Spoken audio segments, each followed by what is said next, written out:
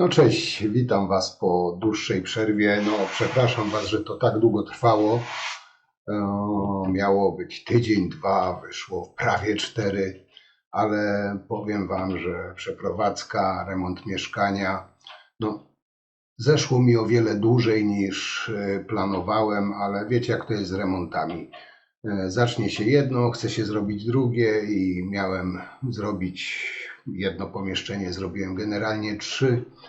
Także jeszcze raz Was bardzo przepraszam za tą zwłokę, ale jak tylko podłączyłem komputer, jak widzicie, wracam do gry, że tak powiem, i teraz już wracam, że tak powiem, do normalności i stałego cyklu moich filmików. Już takich przerw raczej nie planuję, nie będzie. To, co miałem porobić, porobiłem, ogarnąłem. Także nie przedłużając, serdecznie Was zapraszam na dzisiejszy materiał, który będzie o kandydacie niezależnym, oczywiście, który popiera sam Jarosław. Ci najważniejsi kandydaci już się nam zarysowali i mamy ich. Koalicja Obywatelska przedstawiła swojego kandydata, pana Rafała Trzaskowskiego. Prawo i Sprawiedliwość wspiera kandydata obywatelskiego, pana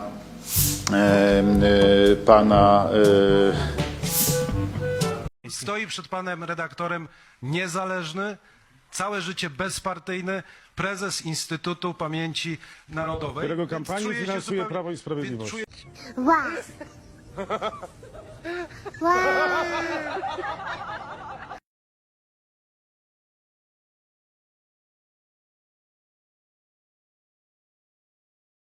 Moi drodzy, jak pewnie wiecie, PiS zaczął tańczyć, pląsać wokół Alfonsa. Ogłoszony jako bezpartyjny, niezależny, obywatelski kandydat, prezes IPN, tutaj zaprezentował się w roli kandydata na prezydenta, czyli na najwyższy urząd w kraju. Powiem Wam, że się zastanawiałem, czemu Kaczyński wybrał właśnie tego człowieka z dość szemraną przeszłością, o czym będzie w dalszym materiału. Ale przyglądając się całej tej wierchuszce pisowskiej, można odnieść takie nieodparte wrażenie, że tylko tacy ludzie właśnie pokroju tego pana z IPN, że tak go nazwę, tylko tacy ludzie jego pokroju mają rację bytu w PiS-ie. Inni by się tam po prostu nie odnaleźli. Jeśli tacy by się zapisali, czyli normalni ludzie, podejrzewam, że długo by tam nie wytrzymali albo by byli na najniższych stołkach. Skoro złodziej pociągowy Jojo ze Szczecina zrobił w PiS-ie zawrotną karierę, to czemu pomocnik Alfonsa ma nie zrobić, prawda? Może byłby lepszy od obecnego idioty z pałacu. No, tego też nie wiadomo, ale miejmy nadzieję, że się nie będziemy musieli o tym przekonywać. Stoisz jak pionek na szachownicy, posłuszny, wierny, na krótkie zbyty. Wystartowałeś z wysokiej półki, ale kto inny pociąga za sznurki. Jesteś marionetką, jesteś marionetką, jesteś marionetką. Chocholi taniec na cienkim drucie. Wiecie co? I powiem Wam, tak się szczerze zastanawiam, których genów ma więcej ten kandydat na pisowskiego rezydenta Karol Nawrocki. Genów polskości czy genów sutenera? Jestem też ciekaw, czy jeśli oby nie, ale jeśli wygra te wybory, czy nasz niezależny, bezpartyjny oczywiście Karol z błogosławieństwem Jarosława poda skład kancelarii swojej jako prezydenta, mam nadzieję niedoszłego prezydenta, czy zatrudni tam dziewczyny z agencji towarzyskich, no w Trójmieście czekają na robotę, czy wielki Bu, król trójmiejskich Alfonsów, będzie szefem kancelarii w Radzie Ministra, no pałac czynny 24 na dobę. Doświadczenie Karola, można powiedzieć, będzie tutaj bezcenne. I powiem wam, że nie wiem, czy to będzie w kampanii, czy to będzie wspominane lub wyciszane, ale trójmiejskie środowisko Karola Nawrockiego, PiS, pracowało dla burdeli w Polsce, ale i sprzedawali też oczywiście patriotycznie polskie dziewczyny do niemieckich burdeli. No takie prawdziwe für Deutschland. Niemieckie agencje towarzyskie z pewnością są murem za Karolem. Także naprawdę mówię wam, że jestem cholernie ciekaw, czy ta dość kolorowa, że tak to nazwę, przeszłość tego kandydata Kaczyńskiego na prezydenta będzie strzałem w dziesiątkę, czy może jednak strzałem w kolano. No bo jak pamiętacie, Kaczyński szukał kandydata wysokiego, przystojnego, okazałego, no i Kaczyński znalazł takiego. Czyli tak, moi drodzy, PiS wyszykował Polakom kumpla bandytów na prezydenta Rzeczypospolitej. Na tym zdjęciu, tu na które widzicie od lewej szef gangu sutenerów z szefem IPN z PiS-u. Jego koleś, kolega, kumpel, przyjaciel Patryk Maślak, skazany za porwanie, siedział w celi dla niebezpiecznych więźniów. Prokuratura wiąże go z gangiem sutenerów. No, sutener i gangster w pałacu, no czemu nie? No, w państwie PiS wszystko jest możliwe. Jeśli chodzi o pana Nawrockiego, to tak. Widzieliśmy doniesienia prasowe o tym, że sam pan Nawrocki, według tych doniesień prasowych, miał ułatwiać kontakty z prostytutkami gościom hotelowym. Druga rzecz, a teraz przejdźmy do rzeczy już zupełnie bezspornych. Pan Nawrocki afiszuje się wręcz swoją przyjaźnią z niejakim Patrykiem Masiakiem, znanym jako Buła albo Wielki Bu, który był jednym z szefów gangu sutenerów z Trójmiasta, który wyzyskiwał kobiety. Na zdjęciu obaj panowie. Tak jest, wyzyskiwał, pan Buła, tak, wyzyskiwał kobiety, katował kobiety, wywoził swoje ofiary do Niemiec też, żeby tam uprawiały nierząd. Kandydatem na prezydenta jest człowiek, który się afiszuje znajomością z przestępcami i człowiek, na którego można, najwyraźniej jest cała masa możliwości szantażu, materiałów kompromitujących z przeszłości, tak zwanych haków. Moi drodzy, ale to, że ten kandydat Kaczyńskiego budzi wątpliwości, czy wręcz oburzenie tej normalnej części społeczeństwa, to jest jedno. Ale przeciwko tej kandydaturze burzą się też pisowcy, twardy elektorat PiS. Oczywiście ta tępa pisowska propaganda, te niewygodne słowa wyborców PiS oczywiście sprytnie wycisza, zagłusza, żeby to nie dotarło do większej ilości, no bo jak wiecie, ten niezależny, bezpartyjny oczywiście kandydat Jarosława Kaczyńskiego, znaczy jego kto inny niby przedstawił, no ale to tak Nie oszukujmy się, no nie jesteśmy aż tak naiwni, no, nazywajmy rzeczy po imieniu, to jest kandydat PiS-u. Został wybrany przez Kaczyńskiego, namaszczony przez Kaczyńskiego i co najciekawsze właśnie, to się też nie podoba wyborcom PiS. A jak działa pisowska propaganda? A zobaczcie. Witam panów serdecznie. Jestem mile zaskoczony, że znowu mogą się z wami połączyć. To, co się dzieje z naszym kandydatem PiS-u na prezydenta, pana doktora Nawrockiego, jest największym chamstwem, jakie mogłem do tej pory usłyszeć w waszej telewizji. To jest normalnie niedopuszczalne. Uważam, że tych ludzi należałoby karać natychmiast. Tak zwanej bomby, jak to było. Coś nam przerwało, ale bardzo panu Markowi dziękujemy. Dzień dobry panom. No więc jeżeli chodzi o wybory, to jestem bardzo niemile zaskoczony tą decyzją Prawa i Sprawiedliwości, że ja to odbieram jako takie tchórzliwe zachowanie, kiedy nie wybieramy swojego. Coś nam rozłączyło pana Edwarda, ale i tak bardzo dziękujemy za telefon. No ale wiecie, jak to w PiS-ie jest. Jarosław żąda, Jarosław wymaga i tak musi być. Ten ogłoszony jako, jak już wspominałem, jako bezpartyjny, niezależny, obywatelski kandydat, prezes IPN zaprezentował się w roli pretendenta do najwyższego urzędu w państwie. No niestety, moi drodzy, pierwsze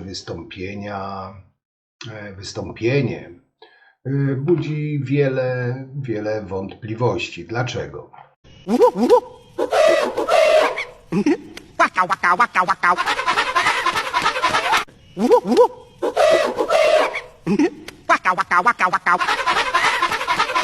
Otóż było pierwsze spotkanie z dziennikarzami. I cóż, ten kandydat, pretendent do najwyższego urzędu w państwie sobą zaprezentował, a to brak odpowiedzi na pytania dotyczące obronności Polski, ucieczka przed dziennikarzami. I tutaj wypadałoby chyba zadać pytanie, czy tak wygląda niezależny, obywatelski, bezpartyjny kandydat. Czy Polska potrzebuje prezydenta, który unika takich pytań? Wygląda to naprawdę bardzo słabo. Generalnie rzecz biorąc, nie przygotowali tego kandydata do roli Andrzeja, czyli rezydenta. Skończyła się szczujnia Kurskiego i już nie ma ustawek z TVP. Kandydat obywatela Kaczyńskiego uciekał przed pytaniami niczym sutener przed policją. Czyli inaczej rzecz ujmując, kandydat PiS-u Alfons Nawrocki salwował się ucieczką przed pytaniami dziennikarzy. Powiem wam, że w kilku sekundach była masakra, nawet nie było liczenia. Zresztą sami to zobaczcie, bo to trzeba po prostu zobaczyć, żeby uwierzyć. Dzień dobry, możemy? Pytanie pierwsze, panie prezesie, czy zgadza się pan z opinią, czy zgadza się pan z opinią prezesa Kaczyńskiego, że mamy władzę wręcz okupacyjną? Pani redaktor, trochę powagi. Jesteśmy Ale co, pan prezes jest niepoważny? Jesteśmy na konferencji prasowej poświęconej polskiej przyszłości, a pani redaktor... Ale pani zaczyna od cenzury pytań? Tak się zaczyna Są kampania? jakieś pytania, drodzy To państwo? są właśnie pytania. To jest pierwsze zadane pytanie, które podtrzymujemy jako... Jeszcze raz poproszę zadać się pytanie. Czy prezes Kaczyński ma rację, mówiąc, że mamy Nie władzę znam wręcz nie- okupacyjną? nie Powiedział znam- to nie znam 10 tego cytatu listopada, jak prezesa zapowiadał Kaczyńskiego. nową twarz w wyborach Nie znam prezydenckich, tego rozumiem cytatu pana. pana prezesa Twarz. Ale może nie musi pan znać, no. Uprzejmą Panie prośbą. redaktorze. Państwo wysłuchają się ze Mógłby swojego lub nie. pan Moja prośba odpowiedzieć jest na taka, nasze- żebyśmy rozmawiali o przyszłości, o ważnych sprawach Dobrze, dla to Polski, bo próbujecie zapytamy też o wykoleić przyszłość, tę dyskusję. oczywiście. Bardzo Czy są proszę o jakieś Patryk. pytania, Tak, drodzy państwo? panie prezesie, ja chciałem zapytać, jakie jest pana stanowisko w sprawie traktatu ottawskiego? Panie redaktorze, stanowiska w wielu sprawach będę podawał na kolejnych konferencjach prasowych. Niebawem przedstawię także swój program, więc dzisiejszą konferencję poświęcamy sprawie tak zasadniczej i tak ważnej jak przyszłość Polski, Ale to jest Centralny przyszłość Port Polski i Komunikacyjny. bezpieczeństwo. I o 11:15 będziemy odnosić się do sprawy również interesującej opinię publiczną, czyli do kwestii ludobójstwa wołyńskiego i zapraszam serdecznie. Chce pan powiedzieć... Ale pan wie, co to propos jest za traktat? Bo mamy Polskiego- wrażenie, że pan chyba nie wie, co to jest traktat. Poczekaj, dokończmy, po kolei. Tak, proszę bardzo. Panie Pytamy, czy prezesie, pan wie, co to jest było traktat pytanie i ottawski. poprosimy o odpowiedź na to pytanie. Słucham pana. Czyli nie wie pan. Chciałem zapytać a propos tego, co pan zapowiedział, czyli 11:15, ale może w dwóch zdaniach chociaż. Czyli pan ma jakiś zasób ludzki, jakiś pomysł na to, jak te ekshumacje prowadzić, jeżeli dojdzie do skutku? Tak, oczywiście mamy na to pełną odpowiedź, tylko chciałbym się nią podzielić o godzinie 11:15, bo sprawa jest dla nas bardzo poważna i pracujemy nad nią od wielu lat, więc bardzo proszę o to, aby móc podzielić się tymi informacjami o 11:15. Przygotowaliśmy cały pakiet informacji dla Państwa. Panie prezesie, członek pana sztabu, poseł PiS-u Zbigniew Bogucki powiedział dzisiaj na antenie TVN24, że pan to jednak nie jest do końca obywatelski kandydat, ale też Prawa i Sprawiedliwości, tak? To jest, wycofujecie się rakiem z tej taktyki chowania sztandaru PiS-u? Nie słyszałem tej wypowiedzi pana posła to ja panu ją Boguckiego. przytoczyłem. Jestem kandydatem obywatelskim, wspieranym przez Prawo i Sprawiedliwość i bardzo się z tego cieszę. Jestem wspieranym kandydatem przez wiele środowisk. Oczywiście Prawo i Sprawiedliwość jest najmocniejszym, najpotężniejszym z tych środowisk, które mnie popierają, ale sam mój komitet poparcia, jeśli Państwo byście się mu przyjrzeli, jest zbiorem ludzi o różnych poglądach i o różnej wizji świata, stąd też potwierdzam, panie redaktorze, jestem kandydatem obywatelskim. Ale będzie pan kandydował z Komitetu Wyborczego Prawa i Sprawiedliwości, tak? Komitet Wyborczy PiS-u. Przeciwpiechotnych. Panie prezesie, wydrabił fakt, dwa krótkie pytania. Po pierwsze, ile kosztowała konwencja w Krakowie? Posłowie PiS-u mówili, że komitet obywatelski trzeba zapytać. I kto może znaleźć pana w swojej kancelarii, jeśli pan zostaje prezydentem? Zbyt wcześnie jest, panie redaktorze, żeby mówić o przyszłej kancelarii. Teraz się wypracowuje pewnie kształt przyszłej kancelarii tą pracowitością wielu osób, które jest w sztabie i które są poza sztabem i które pracują na to, abym został prezydentem Rzeczpospolitej Polskiej. Natomiast konwencja była finansowana przez Prawo i Sprawiedliwość i tam pan redaktor powinien zapytać, jakie to były koszty. Ale w PiS-ie mówią, że Komitet Obywatelski Nie chcę wprowadzić pana redaktora w błąd. To kogo mamy Czy pytać? podpisałby pan ustawę liberalizującą prawo aborcyjne? Czy uważa pan, że to co... wszystko pani redaktor będzie... Ale No, panie prezesie, pan cały czas nie odpowiada na te pytania. No to, Ja wiem, to pani są redaktor, kompetencje prezydenta. Ja wiem, pani redaktor, Panie prezesie, że- no ale każdy chce się wiem, pani dowiedzieć, redaktor, że nie, może że pani pan redaktor ćwiczy w siłowni, no ale chcemy uzyskać... Zachęcam też do Bardzo się treningu, cieszę, pani redaktor. aktywność fizyczna popieram, ale Proszę chcę państwa, się dowiedzieć, pytanie, bardzo proszę, co przepraszam, pan pani redaktor, będzie Jak robił pani jako redaktor prezydent. skończy mówić, to pani redaktor Dobrze, odpowie. no to proszę A do odpowiedzieć. trenowania oczywiście zachęcam. Tak. Dobrze. Natomiast jeśli chodzi o te ważne sprawy dla wielu ludzi, także sprawy światopoglądowe, będą one z całą pewnością tematem moich osobnych wystąpień. Dzisiaj poświęcamy się dyskusji o centralnym projekcie komunikacyjnym i ludobójstwu wołyńskiego. Ja ich nie bagatelizuję. Są środowiska w Polsce, dla których te kwestie światopoglądowe są bardzo ważne i otrzymają stanowisko przyszłego obywatelskiego prezydenta A dlaczego Rzeczpospolitej. obywatel Nawrocki... Bardzo panie prezesie, pan nie odpowiada na...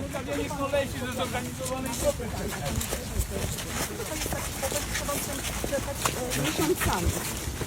Bo przecież pan też odpowiedział na to pytanie od momentu, kiedy pan został w kuluarach wytypowany na potencjalnego kandydata. Teraz już pan jest tym kandydatem. Dlaczego pan nie pracuje wtedy? To jest drażliwe, ma pan po prostu takie Panie poglądy, prezesie, jak bo mamy wiele pytań, a traktat podkarski dotyczy broni przeciwpiechotnej, więc chciałbym wiedzieć, co pan na ten temat sądzi. Pani próbuje odwrócić uwagę. Jest niewątpliwie bardzo ważne. Prawda? Ja pytam pana prezesa, nie pan jest kandydat. Ostrożnie, szanowni Próbuję się dowiedzieć dlaczego. A my próbujemy coś powiedzieć Polakom o przyszłości Polski, o centralnym komunikacyjnym. Natomiast pan redaktor nie ma żadnego pytania na ten temat. Panie prezesie, miny przeciwpiechotne. Cały czas mówi pani redaktor, bo ja już trochę się zgubiłem. imieniu obywateli się dowiedzieć, co pan proponuje obywatelom. To jest totalnie logiczne.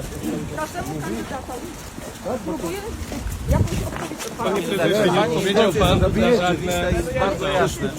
Człowiek by zginął przed chwilą, panie redaktor.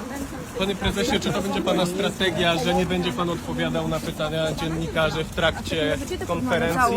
Dziennikarzy dotyczące tematu konferencji, szanowni państwo. No panie pośle, ale dlaczego pan odpowiada za kandydata, jak mówicie Obywatelskiego?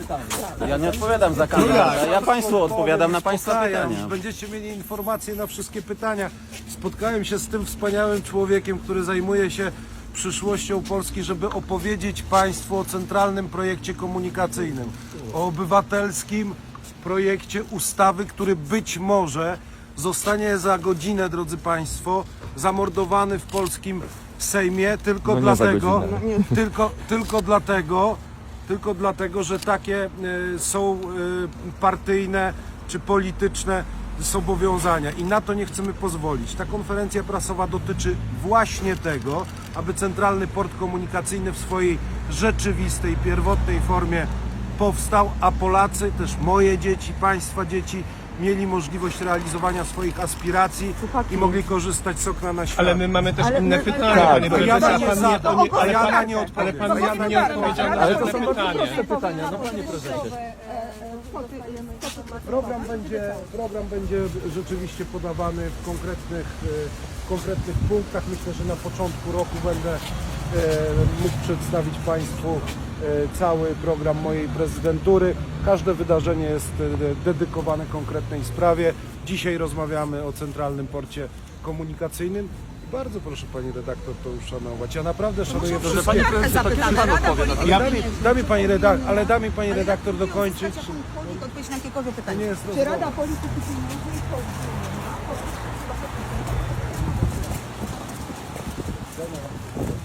Panie prezesie, ale pan... Zapraszamy do IPN-u państwa, naprawdę. Będzie czekał pan przed...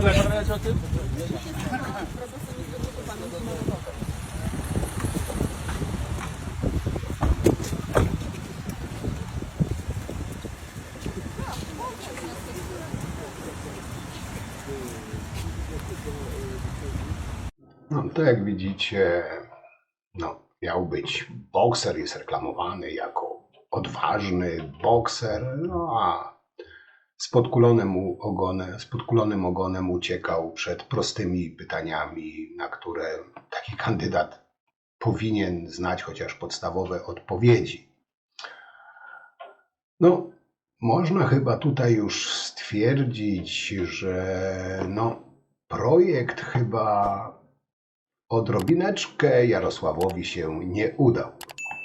No i moi drodzy, nie oszukujmy się, on nie jest kandydatem obywatelskim. Ma zawsze doradców z PiS-u, służą mu jako ochrona, ale też odpowiadają za niego na pytania dziennikarzy. I sami sobie odpowiedzcie, czy tak zachowuje się kandydat na prezydenta państwa? Mierzony wartościami, w imię których ta walka się odbywa. No i co uważasz? No, moim zdaniem, według mnie, kilka niedociągnięć jest. Kilka niedociągnięć? A gdzie tu są dociągnięcia? To jest jakaś prowokacja. Moi drodzy, nasz Karol też oczywiście już zaprezentował, przedstawił całą swoją rodzinę, żonę Martę, syna Antka, córkę Kasię i 21-letniego syna Daniela. Syn Daniel też jest oczywiście niezależny, też nie jest powiązany z żadną partią, żeby nie było jakichś tam podejrzeń. No bo chyba nikt z was oczywiście nie podejrzewałby, że syn Daniel będzie w partii Jarosława. No gdzież to komukolwiek przez myśl nawet nie ma prawa przejść. To jest nie do pomyślenia. Odnośnie właśnie syna Daniela. Ten ostatni przyszedł na świat, czyli Daniel przyszedł na świat, gdy Karol miał 20 lat, a Marta 17. Oczywiście na pisowskich portalach stawiają na równi papieża Jana Pawła II i sutenera Nawrockiego. No, typowy pisowski umysł. No ale tutaj się nie ma czemu tak naprawdę dziwić. Nawrocki obecnie ma 41 lat, jego żona 38, syn ma 21. Czyli Alfons Nawrocki zmajstrował Bobasa 16-latce. Tak wychodzi. No, matematyka jest nieubłagalna. No, powiem wam, prawdziwy prawak, katolik, no idealnie pasuje do PiS-u i się nie dziwię, że go na równi stawiają z papieżem. Polska jest gotowa dzisiaj na kandydata bezpartyjnego, który połączy różne środowiska z myślą o Polsce i zakończy wojnę polsko-polską, ale uwaga, zakończy wojnę polsko-polską nie idąc na kompromisy w sprawach zasadniczych, w kwestii suwerenności Polski, w kwestii symboli narodowych, tożsamości. No, ale moi drodzy, wódz tak już zdecydował się na Nawrockiego, już prasę, całą propagandę uruchomił i być może wódz wcześniej nie wiedział, ale tutaj ktoś ujawnił, że Nawrocki był pomocnikiem Alfonsa, w hotelu wypytywał gości o damskie towarzystwa i dawał cynk. No i wódz jest w szoku, chyba w szoku, chyba że mu się tacy podobają. Też taka opcja oczywiście jest. I naprawdę powiem wam, zastanawiam się, jak oni wybielą ten pisowski nowy kryształ, nowe odkrycie towarzyskie. Chodzi tu oczywiście Karola. Czy będą mówili coś, co łączy Karola ze środowiskami trójmiejskich neonazistów, szturmowcami i ekipą Bad Company? Myślę tutaj, że dziennikarze będą mieli sporo roboty wokół znajomości tego pretendenta pisowskiego na prezydenta, bo osobowość tego człowieka, przeszłość tego człowieka jest naprawdę, no, delikatnie rzecz ujmując, powalająca. I wiecie co, moi drodzy, powiem wam tak, żyjemy w niemal 40-milionowym kraju, w którym obywatele będą wybierać między zakapturzonym narodowcem, który ledwo umie się wysłowić, telewizyjnym showmanem, megalomanem, który sam nie wie, jakie ma wykształcenie, no aspiruje też patostreamer, o którego wiarygodności mają świadczyć zasięgi na YouTubie. No, nie wiem, kto jeszcze się zgłosi. No ale mamy też oczywiście Rafała Trzaskowskiego, przygotowanego i wykwalifikowanego. I tutaj, nie wiem, prośba chyba do was, moi drodzy. Zakończmy to rozsądnie i pokażmy, że żyjemy w normalnym domu, a nie po prostu w domu wariatów. Understood that this is issue of this really that this decision that was the very difficult moment because Russian military forces, you remember, they were practically around Kiev. So that was very difficult time for defenders of Ukraine. This Gettysburg Address was aimed for everybody rather than against anyone, and I'm sure that this is still a linchpin in United States nations. That was full reconciliation inside the one nation. But the second one, ladies and gentlemen, Mustafa Atatürk, after the bloody battle of Gallipoli, returned to the mothers and wives. We've seen the plaque in Gallipoli, which is still talking about... Prepared for another wave, and that's why I was telling my American and European friends that we need to wake up and come up with some solutions that are long-term. And secondly, that you never know what's going to happen in Ukraine, because we should look at it globally. I mean, every crazy dictator in the world is looking at how well are we going to manage the crisis, because Putin has miscalculated, because he thought that Ukraine will be weak, the Ukrainians will be weak, but also that the West will be weak, that we'll be divided. And we withstood that test, but what's going to happen now? Powiem wam tak, pisowcy, ta cała wierchuszka pisowska, wychodzi na to, że oni nie mieli już własnych polityków wolnych od afer, złodziejstwa, umoczonych, więc wyjęli sobie królika z kapelusza, udając, że jest oczywiście niezależny. Hitem jest głąb, chyba tak to można nazwać, pokroju Kaczyński, który ma dość, jak to powiedział, wojny polsko-polskiej. Facet nie dał rady jednego zdania powiedzieć bez kartki. Mówię tu o właśnie kandydacie na prezydenta. Ta cała konwencja PiS, to można by było ją skwitować mniej więcej w ten sposób.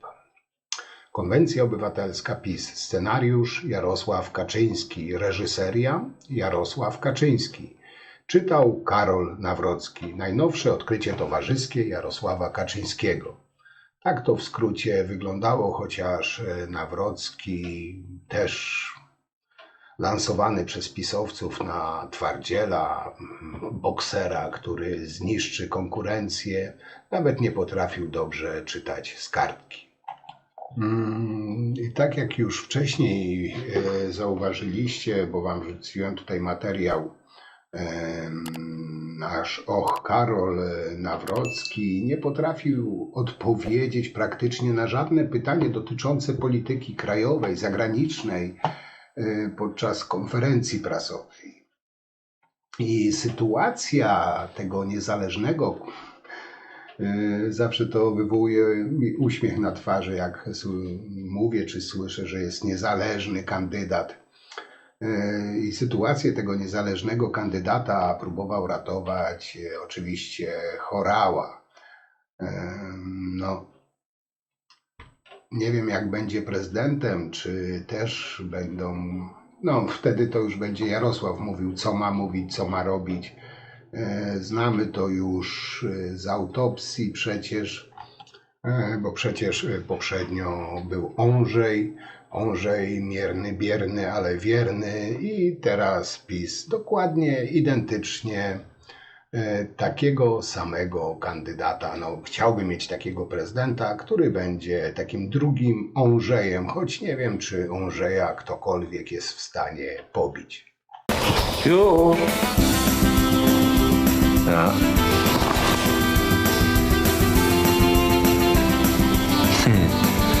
Nawet uderzające podobieństwo. Ja jednak dostrzegam pewne różnice. Bo pan jesteś wśród naczelników zebeściak, a tron się nie skapnie. No nie wiem. A który jest który?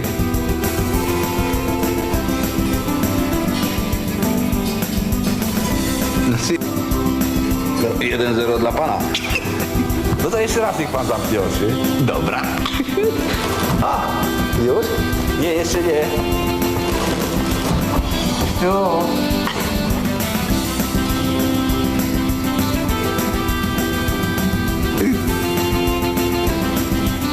Ty. Nie. Nie? Aha. Powiedzieli pan i wyszło na moje. Nie, jest 1-1. To 3 razy sztuka. Jeszcze raz zamykam oczy. No. Już! Gdzie jest ten drugi? Musiał wyjść. No i sam chciałeś. No ale wiecie, jak to jest z pisowcami. Oni mają zasadę, że kłamstwo powielone 1000 razy staje się prawdą. No i tak też zrobili z tym kandydatem, jak twierdzą, bezpartyjny.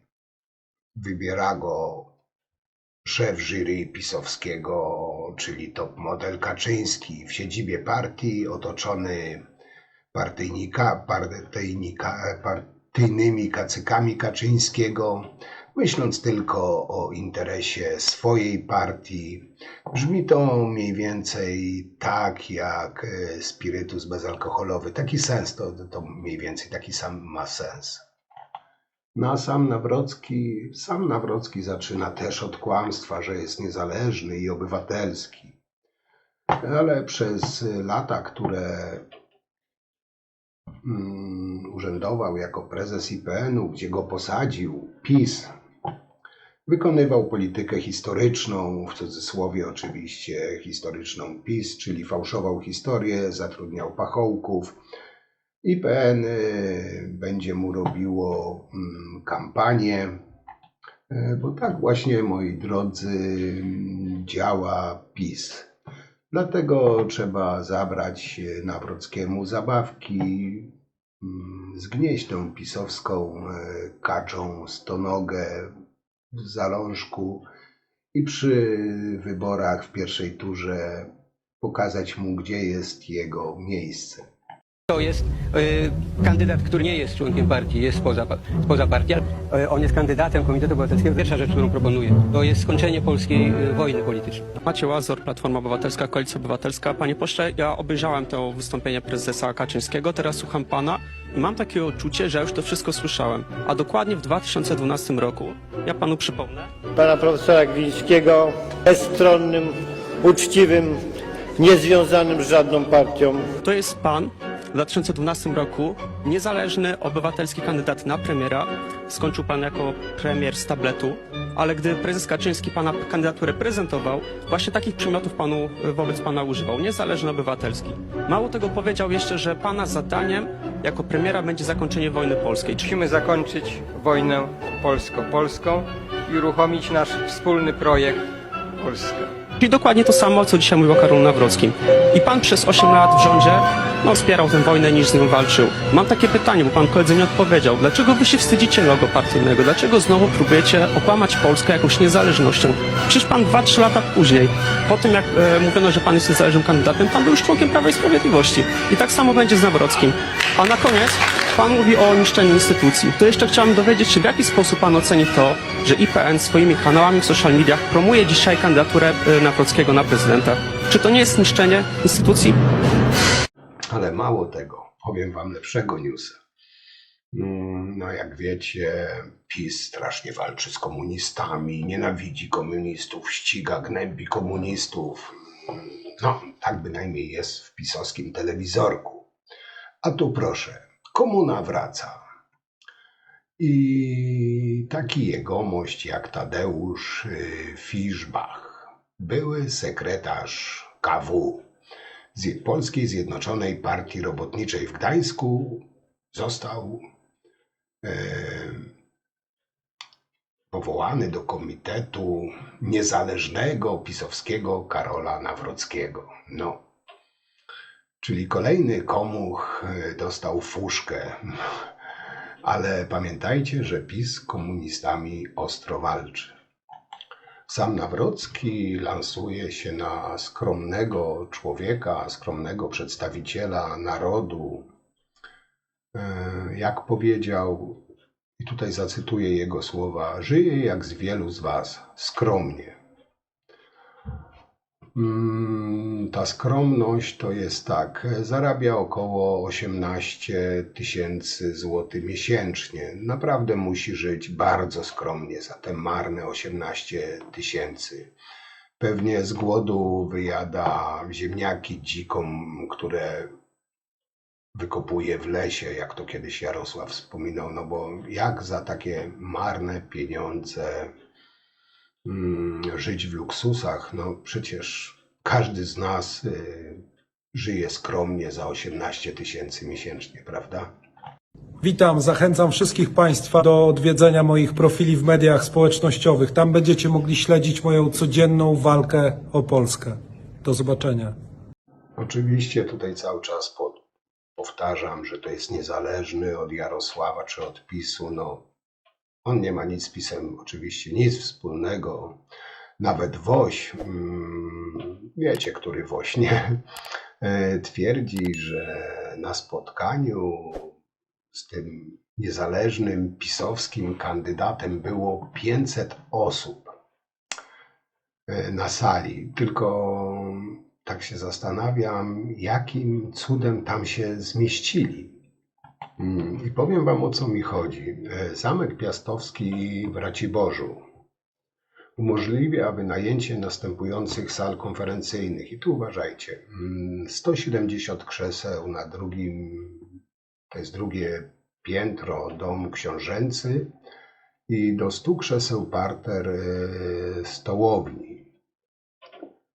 Czyli jakby nie liczyć, wychodzi 270, gdyby byli na parterze i na drugim piętrze. No chociaż nie wiem, jakby to zorganizować, że ten niezależny kandydat występuje, chyba że latał z drugiego piętra na parter, ale jakby na to nie patrzeć, najwięcej zmieściliby 270 osób, no ale Woś twierdzi, że było 500 osób. Jak? Nie wiem.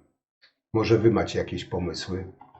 No ale tu pozwólcie, że powtórzę, bo to naprawdę ciekawie. Pierwsza konferencja, kandydat Kaczyńskiego wyszedł dumnie przed Sejm do dziennikarzy i równie szybko, chwilę później uciekał przed nimi, nie odpowiadając nie praktycznie, ale dosłownie na żadne zadanych pytań.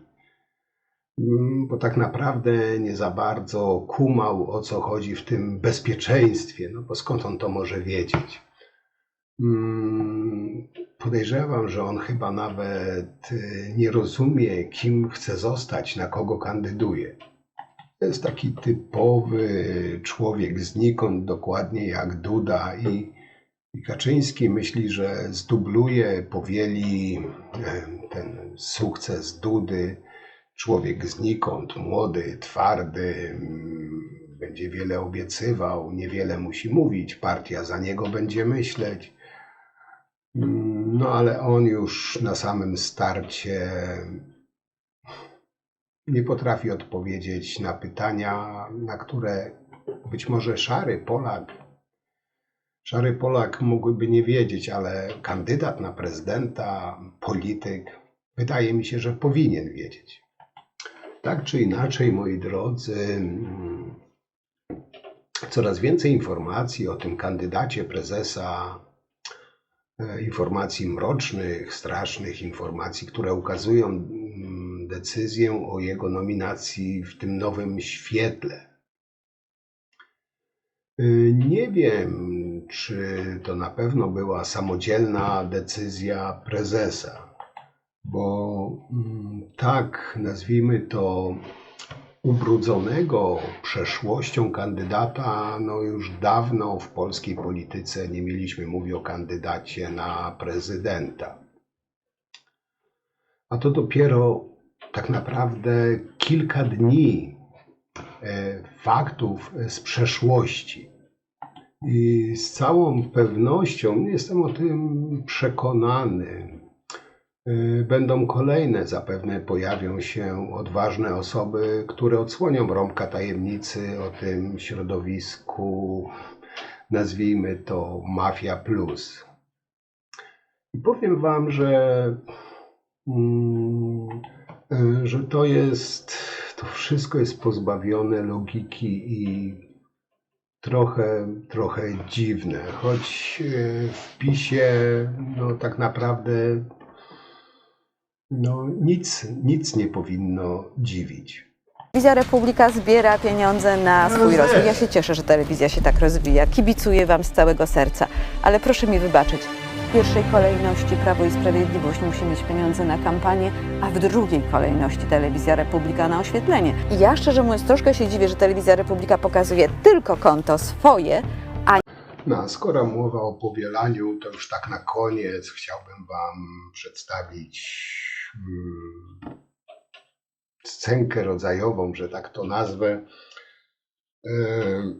No tu jak widzicie, Andrzej całuje chleb i nasz Alfons też całuje chleb, standard, norma, ale ustawkę, bo tego inaczej chyba nazwać nie można, jak ustawką, taką prostacką ustawką dla tępego elektoratu PiS-u. A o co chodzi? Już wam tłumaczę. Pokażę wam też materiał oczywiście z tego przypadkowego spotkania z klientami piekarni. Ale jak to wyglądało? Tak na moje oko. 5 knurów łazi po zakładzie produkującym żywność. Jak esbek za komuny szukający kontrabandy za ladą w buciorach i kapciach, nie wiem, wszędzie szukają. Gościu bez immunitetu, który zaraz będzie siedział, tytułuje sutenera prezydentem. To historia prawdziwa, tego nie wymyślam.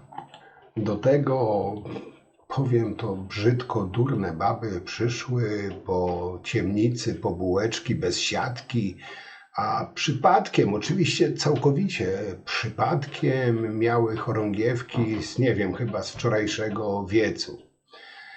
Witany chlebem, jak co najmniej dygnitarz partyjny bez soli i tu ktoś powinien za to beknąć, bo jak chleb bez soli, to już było niedopracowanie tego wszystkiego.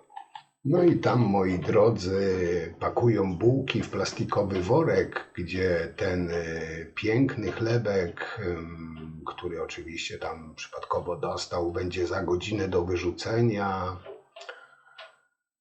Powiem wam, że to nie byli fachowcy, to byli przebierańcy. I powiem szczerze, to co widzę z przekazów z Korei Kima, to parodia i satyra dla leniwych chłopów. Bo pisiory, jak odpierdolą film propagandowy, to mucha nie siada. Aż chce się krzyknąć: proletariusze wszystkich krajów, łączcie się, Jarosław, Jarosław, Polskę zbaw.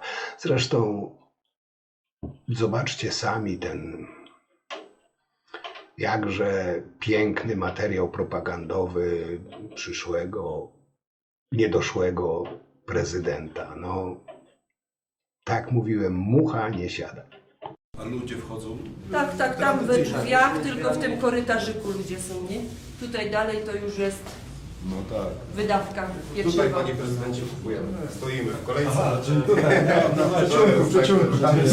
Strefa do klientów. Dobra. Czyli tutaj.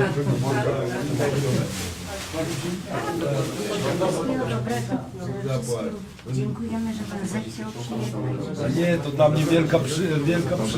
Ja tam nie wiem, wczoraj się ludzi tak mało. Ale to jest przyjemne, ja lubię ludzi. Jeden obejmuje, drugi obejmuje. Dla mnie to jest... Zaraz wyjdziemy na tą konferencję. No właśnie, tu państwo mówią. My mamy do pana z Kornowaca pieczywo. Proszę bardzo. Dziękuję pięknie. To jeszcze taki piękny prezent dostałem. Świeży, nasz zrobiony. Okrągłego pewnie... Robimy tylko na dożynki i na żywne. Aha, czyli są takie sytuacje. Parę razy w roku na specjalne okazje. Dziękuję bardzo. Ja jeszcze nie wychodzę, rozmawiacie ze mną państwo, bo ja realnie chcę. Dziękuję bardzo. Dzięki pięknie. No i sami powiedzcie, po co naszemu Alfonsowi, Karolowi jakieś kartki, jakieś czytanie, skoro on tłumy ściąga do sklepów i to od razu z chorągiewkami. Który prezydent czy kandydat na prezydenta coś takiego potrafi? Ten człowiek jest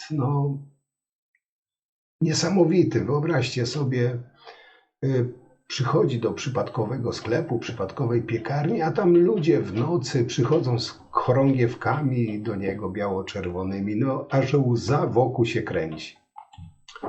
Kampania się co prawda dopiero zaczyna, także tu jeszcze zobaczymy, ale oczywiście pierwsze sondaże już są i tutaj według badania IBER-IS dla Rzeczypospolitej w drugiej turze wyborów prezydenckich Rafał Trzaskowski może liczyć na 49,7% poparcia, a Karol Alfons Nawrocki na 26,2%.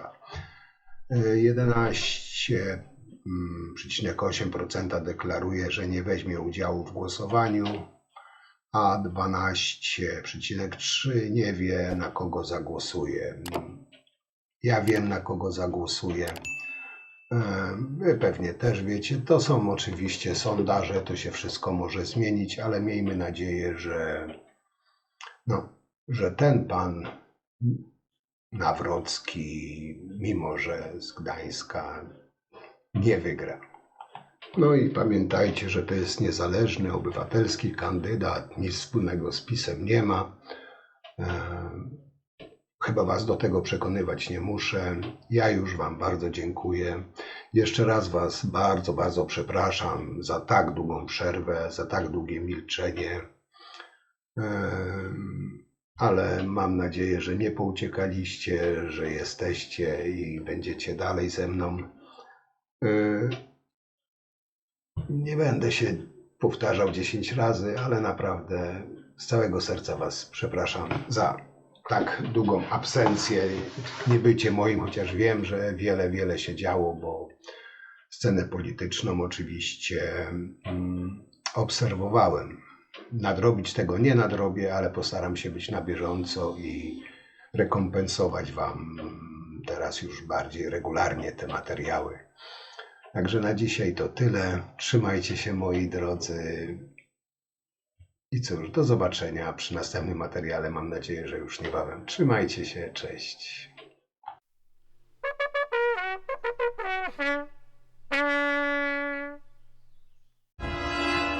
Daj. Jak Państwo wiecie, koalicja 13 grudnia odbiera nam pieniądze. To jest działanie antydemokratyczne, totalitarne. W związku z tym bardzo do Państwa apeluję. Telewizja Republika zbiera pieniądze na swój rozwój, ale proszę mi wybaczyć. W pierwszej kolejności Prawo i Sprawiedliwość musi mieć pieniądze na kampanię, a w drugiej kolejności Telewizja Republika na oświetlenie. Bo gdy będzie domknięcie systemu... Nie, pani poseł, proszę się nie gniewać. Proszę się nie gniewać, ale wie pani, to bez oświetlenia, proszę państwa, nie damy rady. No, przepraszam bardzo. Ciemność, widzę ciemność. Ciemność widzę. Jeżeli wygra Trzaskowski, Telewizji Republiki do końca przyszłego roku może nie być i żadne oświetlenie wam nie pomoże. W pierwszej kolejności trzeba wpłacać na Prawo i Sprawiedliwość. I ja szczerze mówiąc troszkę się dziwię, że Telewizja Republika pokazuje tylko konto swoje, a nie informuje o tej wielkiej zbiórce, która powinna nastąpić na to, żeby wybrał... Nie gniewać, ale Republika jest rzeczywiście niezależna i pokazuje co chce.